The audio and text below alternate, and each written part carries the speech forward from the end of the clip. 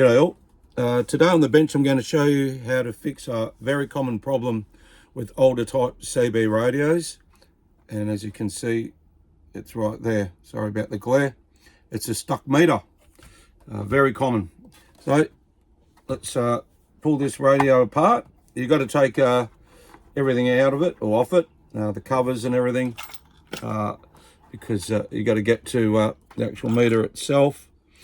What I usually do is get a little container to put everything in, all the screws and knobs and bits and pieces. Usually what I do is if I'm going to strip a radio down to take the front fascia off and everything, I'll usually give it a bit of a clean, put all the control knobs and a bit of warm water with a bit of washing powder, of all things seems to be the best thing to use. And yeah, it's amazing how much grime and junk are on control knobs and surfaces of old CB radios. So just quickly take this apart,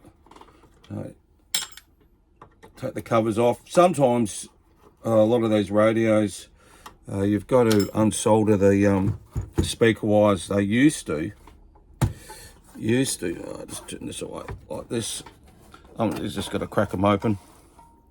So that's what the top side of a CB radio looks like. Just put that cover there. Now, see these two felt strips here? If they're still on the radio, that's usually a good sign that nobody's ever been into it. So that's a good sign, that.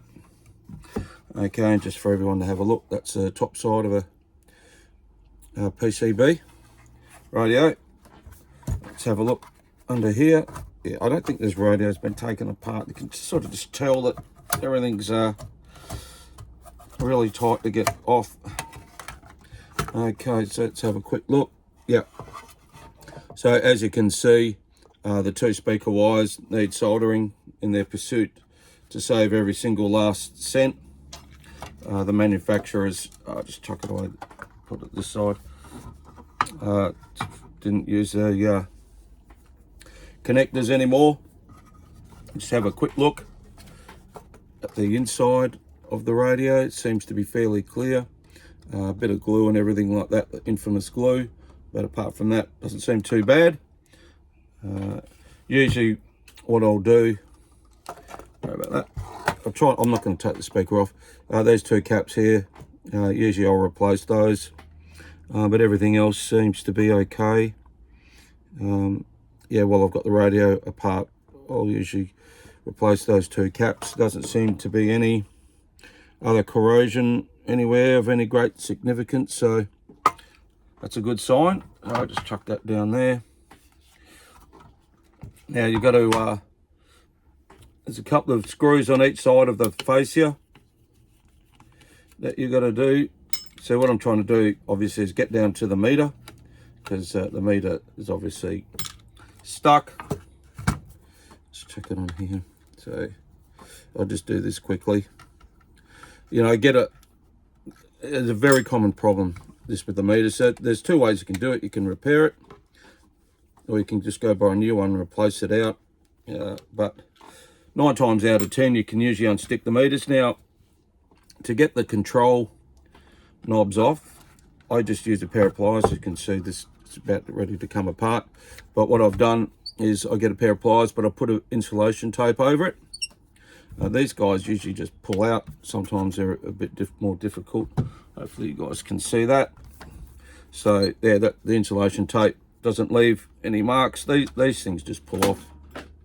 These ones here, they're not too hard to get off at all. And as I said, I usually put them in a separate, hang on, let's get that one out, little container, and give them a bit of a wash. You got to be careful with these ones. Sorry about the hands and everything everywhere. With the insulation tape, you won't leave any marks or anything on the it's like powder coated chrome, isn't it, when you think about it? So I don't think this radio's ever been pulled apart. I can just sort of tell. Usually when things come apart real easy, that usually means somebody's been in there and had a go. Yeah, they're all right. Yeah, definitely. This radio's never been pulled apart before. This is the one I have the most fun with. It's come off pretty easy. Okay, so there's the radio there in all its glory. And you just got to watch out for this little guy here. Let's chuck that over. Sometimes they have a light in it as such, so just got to be careful.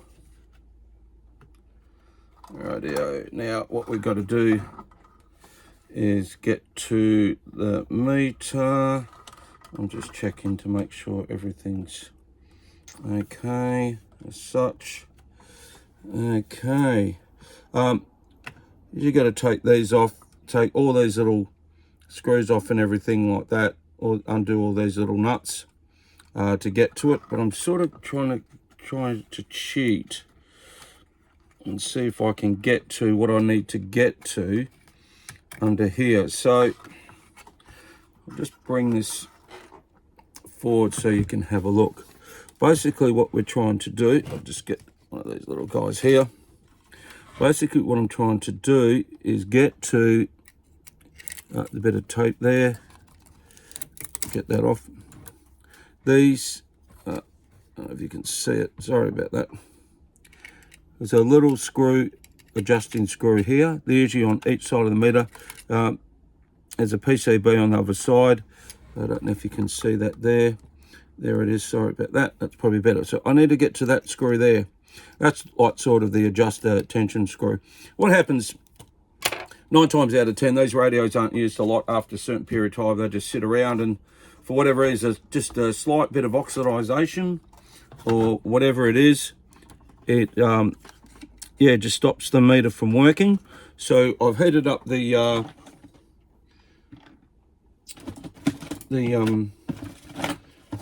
soldering iron. I'm just looking for something just to undo the little screw as such.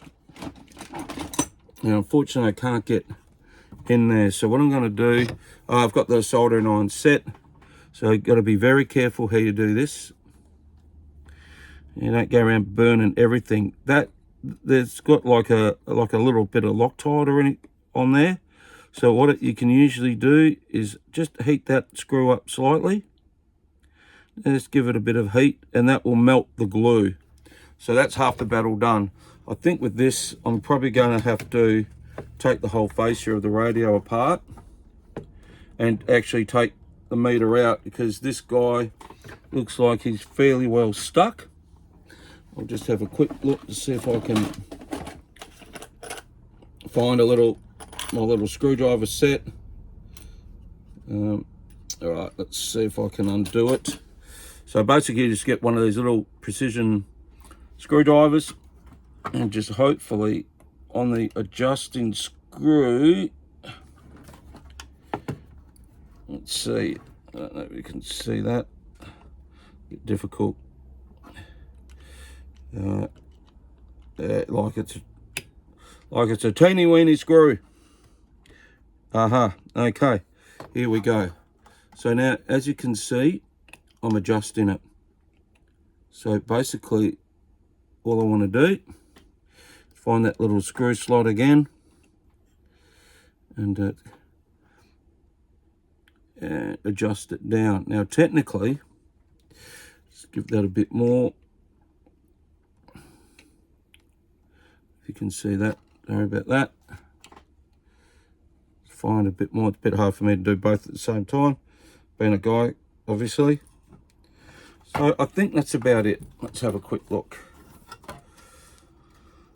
I would say that now that is adjusted, just about to be spot on. Probably just needs a tad more. Let's see if I can get it in there as such. Once, yeah, all you got to do, just undo the glue a little bit and go back the other way. Once you've done that, once you're moving that, once that meter's moved, you know you've done it, you've fixed it. Yep. Okay. So there you go. So that's how hard it was. The hardest thing is probably taking the covers off, everything like that. What basically do now, you put the radio back together. What I'll do with all these, all the control knobs, I'll give them a bit of a wash. I'll give this a bit of a wipe down. But this is in really good nick, this radio. Got a little bit of wear around the channel selector. Everyone predominantly got their fingers and nails and everything. That's always a common problem.